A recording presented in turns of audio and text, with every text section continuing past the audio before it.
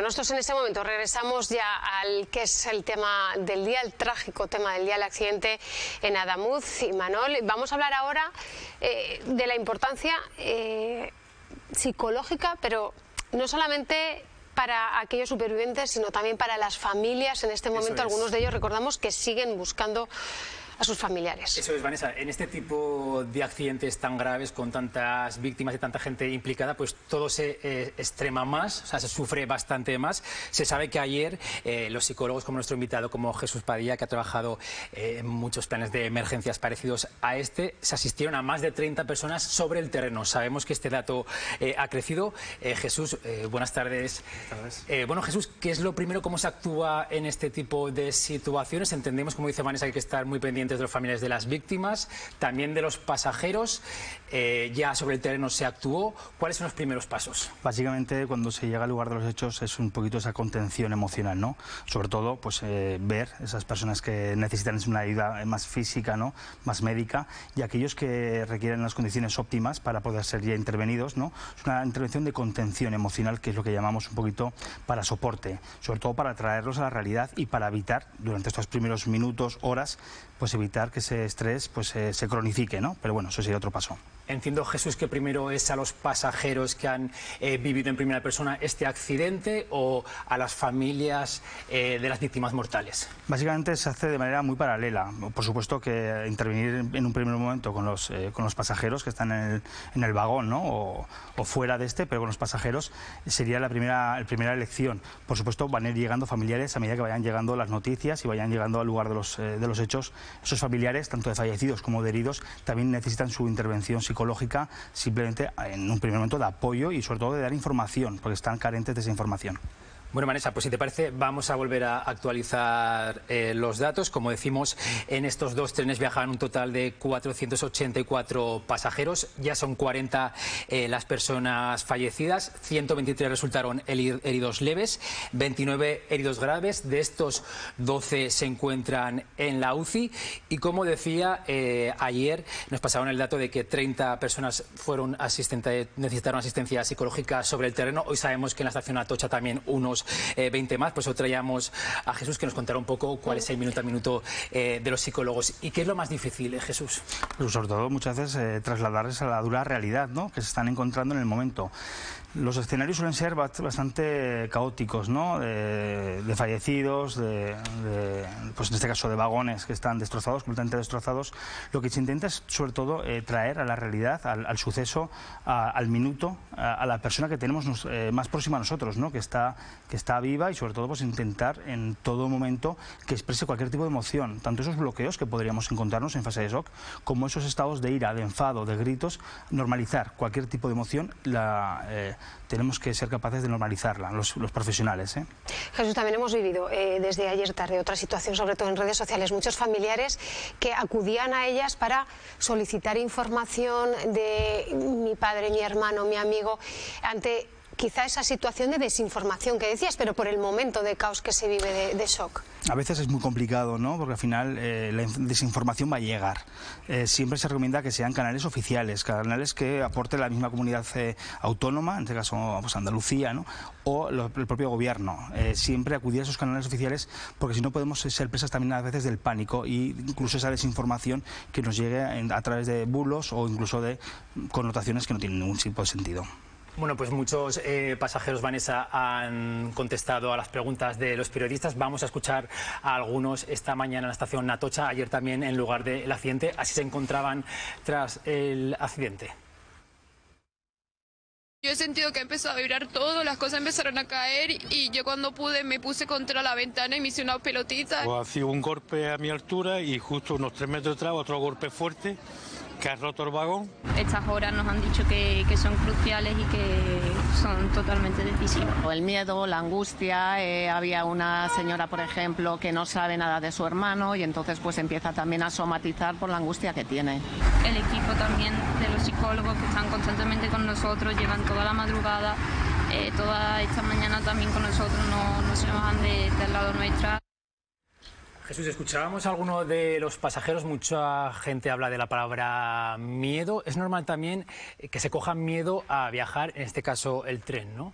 Es completamente normal. Cuando hablamos de normalizar ante las emociones, no tenemos que agarrarlas, simplemente las tenemos que dejar de liberar. Como decía también una de las pasajeras, las primeras 24 horas son cruciales para los pasajeros que iban, pero también son cruciales para todo el contexto que acompañan a esos pasajeros, también para los propios trabajadores o gente que se disponía a coger ese tren, incluso que lo pudo perder, ¿no? Incluso para pasajeros, ¿no? que viajaban en otros trenes. Porque al final lo que podríamos ver también es ese efecto de estrés postraumático que se genera días después, y que podría ser también por ver lo que ha ocurrido a otras personas. Intentar normalizar sobre todo también la seguridad que ofrecen también ese tipo de transportes. Claro, en este momento estamos hablando de esa tensión en el momento, nos decía Imanol, también ahí en la estación de Atocha, pero es un trabajo que en más de una ocasión con compañeros tuyos, Jesús, también lo hemos hablado, de que han estado en emergencias, que se tiene que prolongar y apoyar durante el paso de los meses. No es cuestión de este mes o el que viene, sino de que esas personas estén atendidas en un largo periodo. Sí, es muy importante porque hablábamos de esas primeras 24 o 48 horas de atención psicológica que van a estar los grupos de emergencia, y aquí también pues trasladar también mi apoyo también a los grupos de intervención en situaciones de crisis, ¿no?, de la comunidad autónoma, y sobre todo lo que veremos después, días después, semanas después, porque al final evitar el estrés postraumático no es sinónimo de que no se desarrolle, ¿de acuerdo? Acompañar es muy importante después. No es fácil comunicar las pérdidas humanas de las catástrofes, como decíamos. Alamuz, agentes de Policía Nacional y Guardia Civil asumen muchas veces también este cometido. Se trata de aplicar un protocolo que han aprendido con un objetivo claro: no aumentar el dolor. Acaba de producirse una tragedia con víctimas mortales. En unos minutos los medios de comunicación avanzarán el titular. En ese momento ya se ha puesto en marcha la maquinaria policial para este tipo de situaciones. Hay una oficina antemorte, se monta por ejemplo en una zona próxima, pero no donde está ocurriendo el desastre, sino próxima. Allí va la familia, tiene que denunciar, aportar fotografías, antecedentes médicos que tengan. Incluso en algunas ocasiones, cuando hay un caso como este, que puede haber restos humanos, se hacen pruebas ADN. Una vez que se soluciona este aspecto, se abre un segundo escenario, el post-mortem. Va a incluir todo lo referente a la identificación de fallecidos o restos humanos. Y en la oficina post-mortem es cuando ya tenemos identificadas a estas personas, digamos, a los fallecidos, y con autorización judicial, nosotros, la Policía Nacional o la Guardia Civil, tiene que ir a comunicar a los familiares. Puede tocarle a cualquiera. Tenemos formación de cómo tratar a las personas, ya desde en cualquier tipo de intervención que nos pase en la calle. Al final, la experiencia a lo largo de los años que estamos trabajando también nos facilita, nos da ese plus de comunicar malas noticias a las personas. Casi siempre, o siempre que se pueda, tendrá que ser de forma presencial, de manera presencial, no por teléfono, y hacerlo de una manera pues clara y concisa, no andar con rodeos, sino que ir y decir las cosas claras. Si los familiares están en otra ciudad, se intentará que una patrulla de Policía Nacional o Guardia Civil se desplace a comunicarles la noticia, aunque no siempre es posible. Si no hubiese opción, pues no nos quedaría otra que hacerlo vía telefónica, pero sí asegurarnos que esa persona no se encuentre sola en casa, por ejemplo, en ese momento, allá donde esté, que no se encuentre sola por si puede, sufrir ansiedad o cualquier otro tipo de circunstancias. Se va a buscar una comunicación asertiva, no minimiza el dolor, pero se intenta no aumentarlo. Aún así, el shock suele ser inevitable. Las reacciones, claro, son múltiples dependiendo de la persona, pero casi siempre van a entrar en shock. Cada uno entra en shock de una forma, de tener que acompañarles, de caerse al suelo, desmayarse, incluso tener que acompañarles a un centro médico por un estado de ansiedad que le den en este momento. En las oficinas que se habilitan en la zona cero hay equipos de psicólogos y sanitarios a su disposición.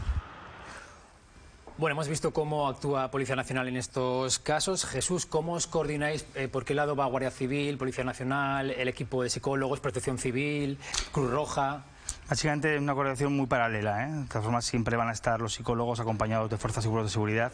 También quiero recalcar aquí la importancia de que los propios profesionales del ámbito de la seguridad pública también sean atendidos, y la importancia de que todos esos voluntarios, fuerzas y cuerpos de seguridad, bomberos, etcétera, que están en esos momentos, necesitan también su acompañamiento emocional, porque al final la situación que están viviendo es una situación muy trágica y muy crítica. Entonces también lanzarles, yo creo que el apoyo de todo lo que es la disciplina de la psicología, para que también puedan ser atendidos. Y mucha prudencia, decían esta mañana en muchos medios de comunicación con esas imágenes también, y sobre todo en redes sociales, insistimos, que es donde más fácilmente está fluyendo pues toda información y toda, que puede ser, nos decías, desinformación también. Las redes sociales tienen que ser a veces un lugar de comunicación, pero otras veces deberían de ser un lugar también donde se tasen ciertas imágenes, como por ejemplo las imágenes que no van a aportar mucho más a esa información. Eliminar imágenes de fallecidos, de heridos, y de hecho cortarlas, porque lo que no aportan nada, y sobre todo pueden producir más dolor del que pueden tener ya las propias familias o allegados. Justamente, Vanessa, de esto vamos a hablar luego, de la importancia del rigor en este tipo de situaciones, de informarte en fuentes oficiales. Luego vamos a hablar, por eso Jesús dice muy importante, de ir siempre también a fuentes oficiales para no crear más dolor ni más daño a las víctimas, ¿no?, a los familiares. Siempre hay que acudir a esos medios de comunicación, porque al final hoy en día estamos en una era en la que comunicar es fácil, pero no comunicar bien. Y esta, yo creo, es una disciplina desde el periodismo profesional y sobre todo desde los organismos competentes, ¿no?, en este sentido. Es muy importante recibir la información, sobre todo si estamos en un cuadro de estrés o de ansiedad, reducir la información a lo mínimo posible, es lo que se recomienda a las víctimas o a familiares allegados, para que no puedan complicársele todo ese estrés que estamos hablando traumático, ¿no? De revés. Pues con todos estos consejos nos vamos a quedar. Jesús, una vez más, muchísimas gracias a vosotros. Este plató. Nosotros enseguida seguimos actualizando con Imanol todos esos datos.